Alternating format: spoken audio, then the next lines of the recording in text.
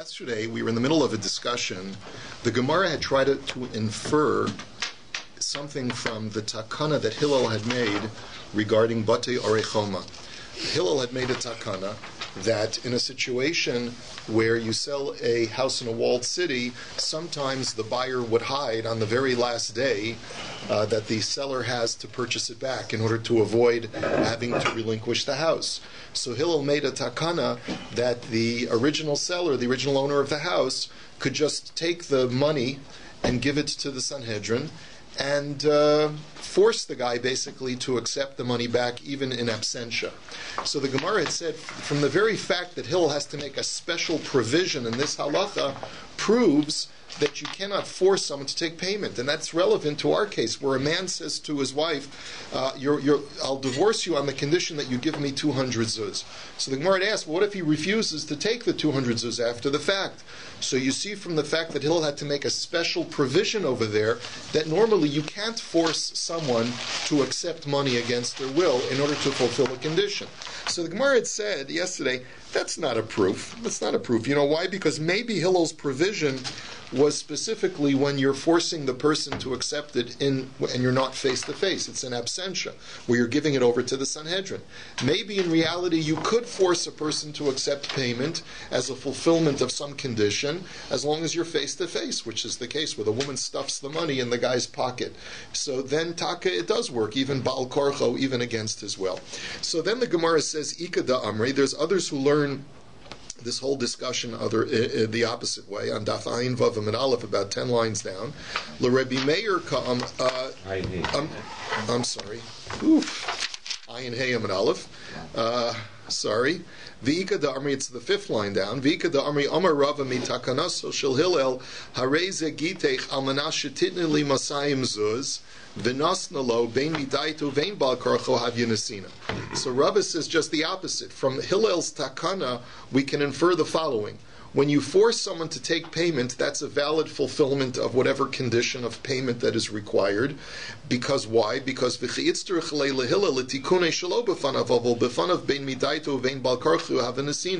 very fact that Hillel only needed to make a provision when you're making forced payment in absentia, when you're not face to face. But what from that you can infer that when you are face to face, like in the case of the woman forcing the husband to take the 200 zuz, so then that is considered to be a valid payment and a fulfillment of the Tanai. So the Gemara says, Maskefla Rav Papa v'tema Rav Shimi bar Ashi v'dilma afilu b'fanav nami midaitu in al karcho lo v'hillel mai de'itzrich le'takin. Gemara says that's not necessarily the proper inference, because maybe a forced payment never works, whether it's in the person's presence or whether it's in absentia. And Hillel made a provision to be able to say that a forced payment is a payment even in absentia, because what he needed to institute, he instituted in order to be able to protect the original owner of the house. So not only did he say that a forced payment is a payment, but he also said that it's a forced payment is a payment even when it's not done face to face. So really you have no way of inferring one way or the other whether a forced payment is a valid payment or not from the case of Hillel. Amar Rabba bar Barchana Amar Rabbi Yechanan Kol Makom Shoshana Reb Shimon Gamliel b'Mishnaseinu Halacha Kamoso Chutz Me'arif Etzidan V'Raya Achrona. We now go back to the machlokas between the Chachamim and Rabbi Shimon ben Gamliel in our Mishnah. The case was, a man says to his wife, you are divorced provided that you return my itztalis, my cashmere coat. And he knows that there is no cashmere coat. That's the reason I got divorced in the first place. He was so upset with her for losing his special coat. So the halacha is, the Chachamim say that's not a valid divorce. She can't produce the coat.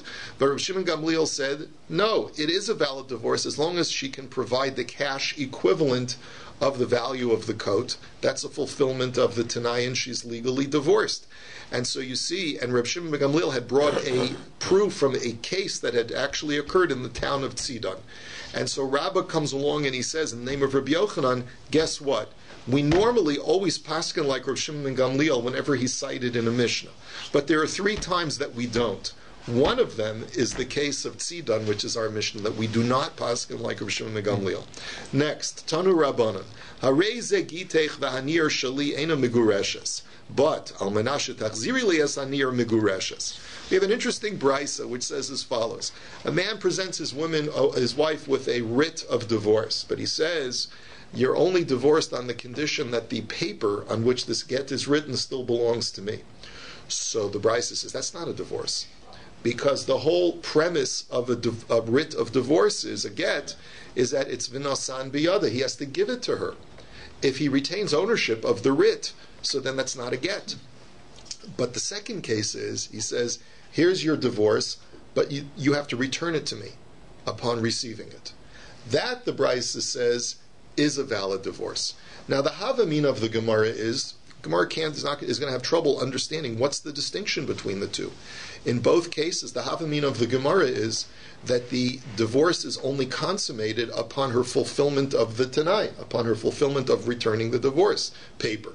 Upon returning the divorce paper, how could she be divorced if she's no longer in possession of the divorce paper?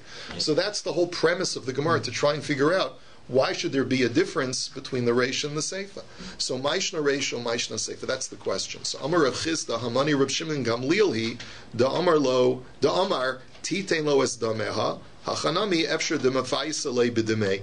So Rav Chisda says that this brisa goes according to Rav Shimon Gamliel. Just like Rav Shimon Gamliel said that she can give him back the cash equivalent of the itztalis, of the cashmere coat, so too, if he demands restitution of the writ of divorce, she can give him the cash equivalent of a piece of parchment with writing on it. So she actually will keep the paper, and she'll be legally divorced upon fulfillment of the Tanai, because she'll give him the $5 that it costs to for the piece of parchment with the writing on it. So Maskef la Abaye Eimer Damar B'Shimon Gamliel Heicha Delese Be'ena Heicha De'ise Be'ene Mi Omar. So Abaye challenges that. He says, all you see from our Mishnah is that Rabbi Shimon Gamliel says that you can provide the cash equivalent when the original object that the man is demanding is not in existence or is not available. But how do you know, in this case, where the piece of paper is still available because she's just gotten it, where do you see that Rabbi Shimon Gamliel would say that providing the cash equivalent is acceptable if the object is still right here?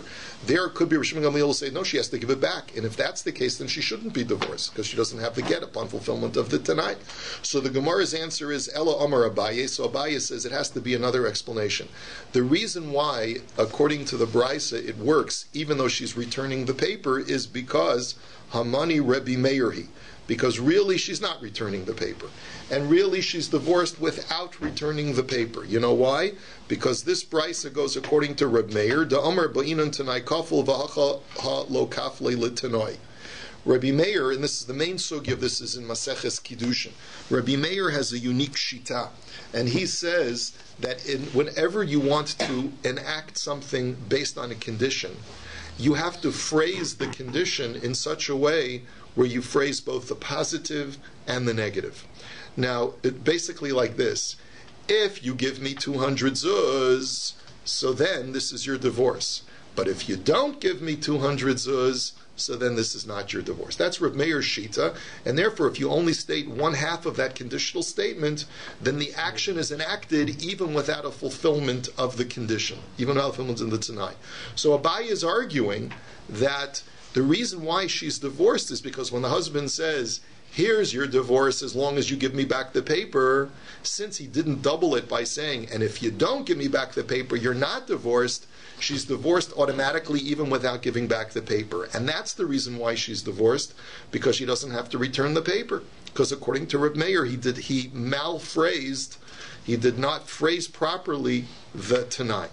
Okay, so the Gemara now says, "Maskif lo Rava, taima de lo kafli l'tanai hakafli l'tanai lo havigita." Are you suggesting, therefore, that if he had properly phrased the conditional statement, right, then she would be divorced? So mechti kol tanai me'echan garminalu mitanai b'nei gadu v'nei ruvein. Now hold on a second.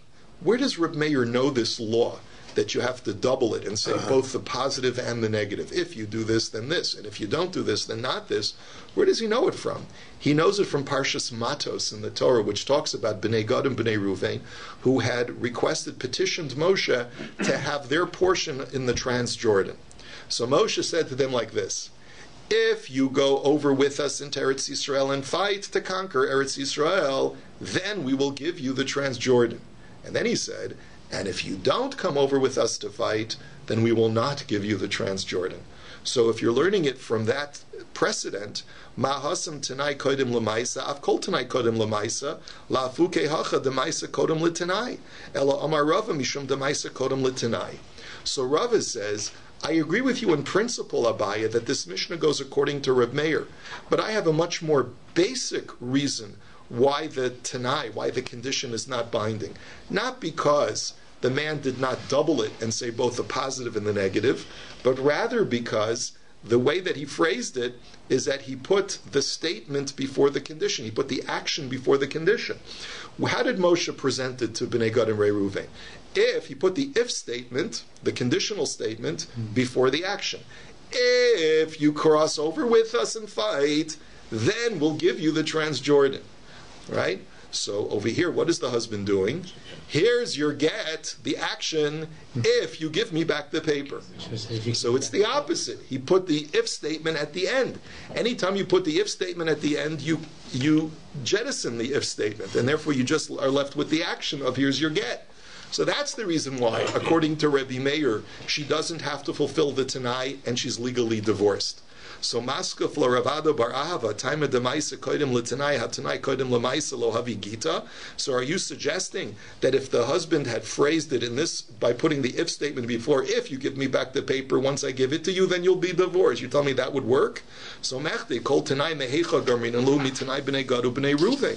Mahasam Tanai Bedavar Echad Umaisa Bedavar Acher. Av Kol La Afuke Hacha the Tanai Umaisa Bedavar Acher. Bedavar Echad rather. So Ravada Bar Ahava says, if you're learning it from the condition of Bnei Gad and Reuven, I have a different reason why it doesn't work over here. Let's think about it for a second. When Moshe made his if statement and the action, the two things were not dependent upon each other. They were completely two different independent things. Moshe Rabbeinu said, if you fight with us to gain Eretz Yisrael, then what? We'll give you something on the other side of the Jordan. Two totally unrelated things. One was fighting for Eretz Yisrael, and the award or the action was, we'll give you the Transjordan, right? So therefore you see that the conditional statement has to be completely unrelated to the action being awarded, right? In order for the Tanai conditional statement to be part and parcel of the mechanism and for it to be effective. But over here, what is the husband addressing? He's addressing the get itself both as part of the condition and as part of the action. He's basically saying, if you give me back the get, then this will be your get. So he is binding the condition to the action. The same object is both the subject of the condition and the subject of the action. And therefore, that's the reason why it shouldn't work over here, because structurally also, it's not the same as Moshe. Moshe had made two totally different things. Fighting in Eretz Yisrael, giving the Transjordan, two totally unrelated things, and that's why it works. But when you combine the two, and you say that the get is yours if you give it back, so you're binding the two together, that's not a valid conditional statement for it to work, and that's the reason why it doesn't work over here. The coat would have worked like Moshe's statement, because those were unrelated.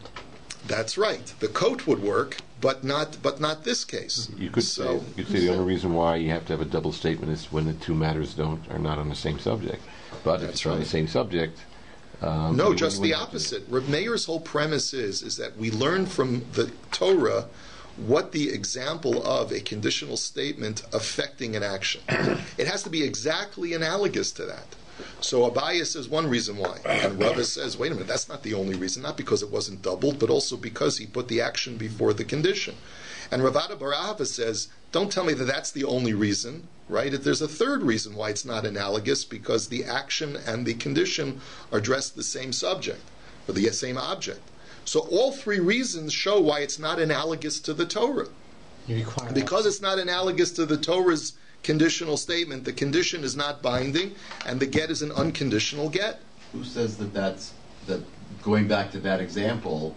I mean, literally, Rabbi Meir does. That's. I know. Why does Rabbi Meir use that example? All right, so you'll have to wait till we get to Maseches Kiddushin, when that's the main discussion over there. But Rabbi Meir infers from that whole portion of the Torah that's a binyan av. That's the exemplar for all legal mechanisms in halacha. Okay? Fission and fusion, right? What? Fission and fusion. You're going way too esoteric for me, Reb Alex. I'm sorry, but I mean, we should all be zocha one day to know the difference between fission and fusion. Okay. Anyway, so Fission, you fission, right? so anyway, Rav Ashi Amar Hamani Rebbe. So Rav Ashi clears the table. He says, let's get rid of all of this discussion. This has nothing to do with Rebbe Meir. This has nothing to do with Rebbe Meir and conditional statements. This, that. He says, the conditional statement, even according to the Chachamim, is a valid conditional statement, but here's the issue: we're going according to Rebbe. The Amar Rav Huna Amar Rav Kol HaOmer Almanas Komer Me Achshav Dami. He says, what was your whole premise, says the Gemara? It's impossible, if she has to fulfill the condition of returning the paper, she can't be divorced, because as soon as she returns the paper, she doesn't have the get in hand. You're making a basic premise mistake. The Brisa goes according to Rebbe, who says that it works retroactively. As soon as the husband puts the get in her hand, even though a second later she has to return it, it's at that moment that he gives her the get that she's divorced, retroactively upon returning the get. She's owned it momentarily. So she's owned it momentarily. And retroactively, once she fulfills the Tanai by giving the paper back, retroactively at that moment that she was holding it and possessing it, that's when she was divorced. And that's the reason Rav Ashi says that she's legally divorced in that case, even though right now she doesn't have the get in hand. He says Rashi says that's a matana al manas lahachzir. That's the classic case of a gift. I give you a gift and I say, this is yours, but you have to give it right back to me. So halachically, for a moment, you possess that object. Lulav and Esrog. So right, Lulav and Esrog case, right? So therefore, she was the possessor at the time when she needed to get divorced retroactively, and therefore it works. Therefore there's no reason to talk about Rebbe Meir here. Now, Askin Shmuel, Begitta Dishchiv Meira, Im lo masi lo yeheget, v'im masi yeheget. Now, based on this concern of Rebbe Meir, because, even though normally we don't paskin like Rebbe Meir, but we at least have to be choshesh for Rebbe Meir. So Shmuel said that in order to comply with Rebbe Meir's structure of a conditional statement, he said that if a man is on his deathbed and he thinks he's going to die, and therefore wants to give his wife a get so that she won't fall for yibum, but he wants to also hedge his bets so that if he doesn't die, it shouldn't be a get, he should say the conditional statement as follows. He should say, if I don't die, then I don't want this to be a get. But if I do die, then I want this to be a get from now. So v'lema imasi yeheget v'imlomasi lo yeheget. So the Gemara asks, well, why don't you put the positive part of the statement before the negative? Isn't that the normal way of speaking? Say, if I die, then it's a get. If I don't die, it's not a get. So the Gemara answers, Lo makdim inish puranuse lenafshe. The answer is because a person doesn't want to be a pessimist. He doesn't want to suggest that he's going to die first. Let him suggest first that he's going to survive. Be'ezras Hashem, everything will be well and I'll get better, and therefore this is not a get. But if chas v'shalom I die, then this is a get. That's the way he wants to say it. V'lema lo yeheget im lo masi. So the Gemara says, why don't you say first, it shall not be a get if I don't die? In other words, be more emphatic about this, about the negation of the get by putting the statement first of negating the get if I don't die. So the Gemara says, because we just learned, you need to put the conditional statement like Moshe Rabbeinu said, if you come into Eretz Yisrael and fight, then we'll give you the Transjordan. And therefore you have to put the if statement before. If I don't die, then this shall not be a get. So maskef la rava mechti kol tanai mehecha gamrinan mitanai b'nei gad uvnei Ruven mahasam hein koidem lulav av kol la'afuke hachad lav koidem lahein. But Rava says, wait a minute, there's a problem here. Structurally, if you're learning from Tanai b'nei Gad b'nei Ruven, so then we know over there that the positive statement preceded the negative statement. If you come in and fight, then we'll give you the Transjordan. But if you don't, then we won't. So you see that the positive part of the if statement comes before the negative. So really, shouldn't the guy be required structurally to emulate that and therefore say, if I die, this will be your divorce. And if I don't die, then this is not your divorce. Put the positive first and the negative second. So Ela Amar Rava, this is what you have to say. Im lo masi lo yeheget. Im masi yehi get, im lo masi lo yehi get. So you have to say three parts of a statement.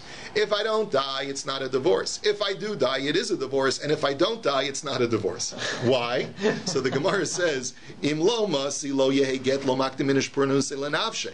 The reason why you start with the negative is because you don't want to be a pessimist. You got to say, if Bezras Hashem, I won't die. And therefore it's not a divorce. That's why you want to start it off that way.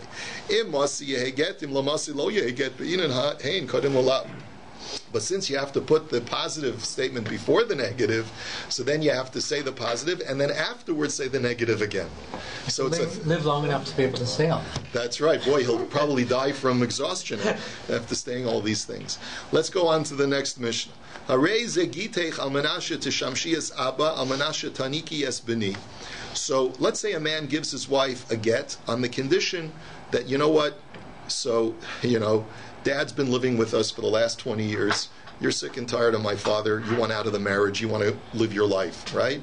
So fine. Here's a get on the condition that you continue taking care of my father. Okay? So sort of takes out the air out of that argument. So that's what he says to her. Here's your get on the condition that you continue to take care of my father. Or here's your get. We have a newborn infant. She wants to go off to Rio and live her life again, So he says to her, no, this is your get on the condition that you continue to nurse our child, right? So, kama hime nikto. So the Mishnah asks, okay, it's a get if she continues to nurse the child. How long does she have to nurse him? So shtei shanim, and Rabbi Yehuda Omer shmona asar chodesh. It's a machlokas how long it takes to nurse a child. The Chachamim say it's a 2-year period, and Rabbi Yehuda says it's an 18-month, a year and a half period. Now notice that the Mishnah has ignored how long she has to take care of Dad, right? So Rashi assumes that it's for an indefinite period of time. That she would have to take care of Dad for an indefinite period for the rest of his life, and then once that's been proven that she's taking care of Dad until he dies, so then only then will she be divorced. She can't speed that up either. Well, we'll see. We'll see in just a moment. So now the Gemara says, Meis haben o shemeis ha'av harei get.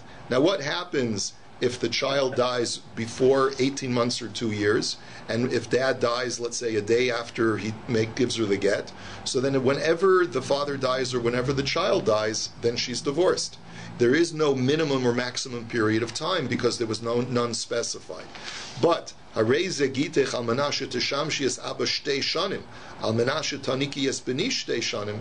But if the husband specifies a time, and he says, this is your get on the condition that you take care of Dad for 2 years, or that you nurse the child for 2 years, so then meis haben o shamar ha'av ef shishatishamsheni shelo ba'akpada eno get.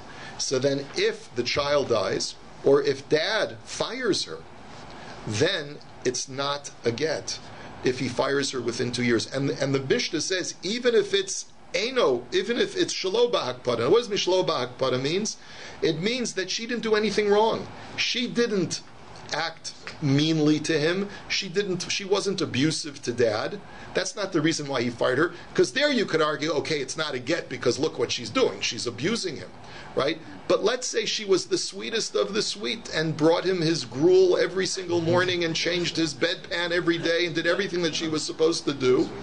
And yet he still says, I don't need you anymore. I can take care of myself. So then it's still not a get. But this on purpose to spite her on the last day. Even though she didn't do anything wrong. But Rabbi Shimon Gamliel Omer kazeget. Klal Omer Rabbi Shimon Gamliel kol akava sheina heimena harei zeget. He says no. He says in that situation, if the situation was not because of her doing, but was completely out of her control, because let's say the child died or Dad fired her for no reason, so then the law is that since it wasn't because of her that she couldn't finish the term of the Tanai, so then it is a valid get. That was an act of God. And because of that, even though the husband said, serve Dad for 2 years or nurse the child for 2 years, Dad and the child are not here, and therefore she's legally divorced. That's what he had in mind when he said that? You would either say that's what he had in mind, or it would seem that way. It would seem in other words, it's not that the condition. Whole velohi, right, that Rashi says simply that she's not the reason why the Tanai could not be fulfilled. It was an act of God. And therefore you'd have to say, unless it could be that if the husband said, even an act of God, I will not allow you to be divorced, it could be he could do that. But it seems like you're right, Shlomi, that it has to do with what the husband's intention. She can't get married in that period either? No, during that period she wouldn't be able to get married, like in all of the other cases that we've learned, that you have to wait until the fulfillment of the Tanai to determine what her status is going to be. And the husband should have said, serve him as long as he wants to be. Right. So the Gemara now says, Umi ba'inan kulehai. So first of all, let's go back to the first case. The first case was you have to serve father or you have to nurse the child. So the Mishnah had said you have to nurse the child for either 2 years or 18 months. Since when do you need to do it for that long if the husband hasn't specified? Or amini shimashto yom echad henikasu yom echad harei get. The Brisa says that as long as she served dad for one moment, for one day, or she nursed the child just for one day or even one time, so then that's a fulfillment of the Tanai and she's divorced. So doesn't that conflict with the Mishnah? So Amar Rav Chisda lo kasha harabanan v'harabin Shimon ben Gamliel masnisin Rabban Shimon ben Gamliel ubraisa rabbanan. So the Gemara says no, it's not a contradiction. The Brisa goes according to the Chachamim, and our Mishnah goes according to Rav Shimon Gamliel. So listen to the way Rashi understands this. At the initial thinking process of the Gemara, which Rabbi Shimon Gamliel are we talking about? Rabbi Shimon Gamliel, who said that here's your get if you give me back my itztalis, my cashmere coat. So the way Rabbi Shimon Gamliel looks at it, he says, listen, the guy is only trying to capitalize and make as much gain as he can from this divorce. So if that's his whole objective, so then as long as she gives him the cash equivalent, that's all he cares about. He's a greedy guy, and he just wants the money. So in this case too, the Gemara suggests, our Mishnah goes according to Shimon Gamliel. When a guy gives his wife a conditional get, he's trying to capitalize off the get and exploit his wife. So therefore, since he didn't say how much time, we assume his objective is exploitative, and therefore we say that he wants her to nurse or serve his dad as long as possible, and that's why we extended to 2 years for nursing and indefinite time to serve dad. But the Brisa that says she only has to do it for one day is that we take his words literally. Serve dad, nurse the child. As long as she does it one time, she's fulfilled her obligation. That's the Chachamim who would take a more rigid approach to the guy's verbiage. But wait a minute, says the Gemara. But Hamid the Sefer Rabbi Shimon ben Gamliel Havi Mechal Dereisha Lav Rabbi Shimon ben Gamliel. The Gemara says, how can you say that the first part of our Mishnah goes like Rabbi Shimon ben Gamliel when Rabbi Shimon ben Gamliel is introduced later on in the very same Mishnah? So it must mean that the first part of the Mishnah goes like the Chachamim. So we had the svara wrong. Ela Braisa Rabbi Shimon ben Gamliel he demekel bitanai masnisin rabbanan. So therefore it's just the opposite. Our Mishnah goes like the Chachamim.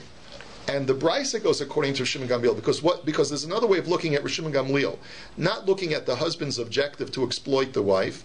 But Shimon Gamliel is liberal vis-a-vis the woman. He basically takes the approach that if the husband gave her a get al tanai, we try to find a way for her to fulfill the tanai in any way that she can, so that we can accommodate the woman. So therefore, if that's the case, so then the Brisa says as long as she nurses for one time or serves dad one time, she's divorced. Shimon Gamliel is consistent with that because he says, find a way to accommodate the Tanai in any way that you can. And the Mishnah that says, no, she's got to nurse the child for a full 2 years and serve dad indefinitely, that goes according to the Rabbanan who say, no, you can't try to make an accommodation for the woman to fulfill the Tanai. You've got to be very rigid and interpret the husband's words as meaning indefinite. So Rava Amar Lo Kasha Kan Bistam Kan B'Mefaresh. Rava says no, you don't have to say that there's a machlokas tanoim between the Mishnah and the Brisa, but rather both go according to the Chachamim. Our Mishnah is where the husband did not specify a time.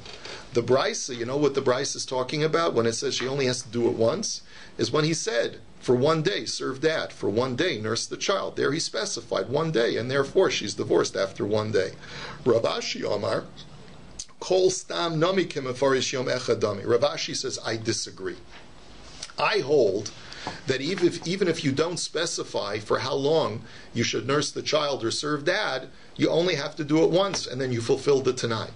So then the question, of course, is how does Rav Ashi live with the Mishnah? We'll get to that in just a moment. Now, Tanan, let's look at a Mishnah. Kama himeni kaso. Our Mishnah says, how long does she nurse the child? Shtei shanim. Rabbi Yehuda omer shmona asar chodesh. Either 2 years or, according to Rabbi Yehuda, 18 months. So the question now is, of course, according to Rav Ashi, Bishlam l'Rav Anicha. It works out well according to Rava, because Rava says, since you didn't specify a time, it's for an indefinite period, or you have to maximize the period, right? But Elul Rav Ashi, lama li shtei shanim, lama li shmona asar chodesh, b'yom echad sageh. But according to Rav Ashi, if you don't specify a time, then just doing it once is sufficient, then why does the Mishnah say she's got to nurse the child either 2 years or 18 months? So the Gemara answers, Hachi Kamer, Yom Echad Mishtei Shanim La'afuke La'achar Shtei Shanim Delo, Yom Echad Mishmonas Ar Chodesh La'afuke La'achar Shmonas Ar Chodesh Delo. You misunderstood the Mishnah.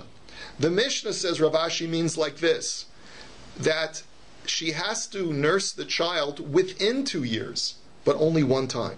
She has to nurse the child within 18 months, but only one time. That's what our Mishnah means. Not for a full 2 years, she's got to nurse him every day, but nurse him only once. But if you want to know, what is nursing? So you can't take a 5-year-old child and start nursing him.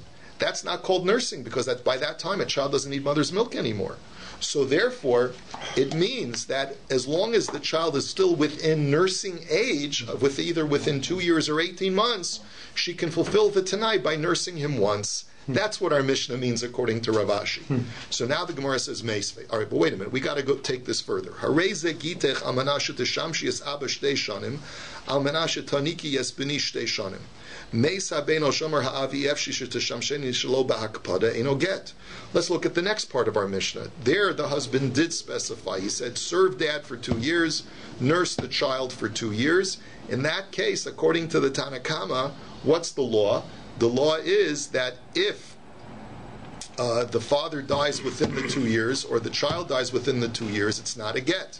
So now let's look at it. Bishlam Rava, Reisha bidalo parish, Sefer the parish.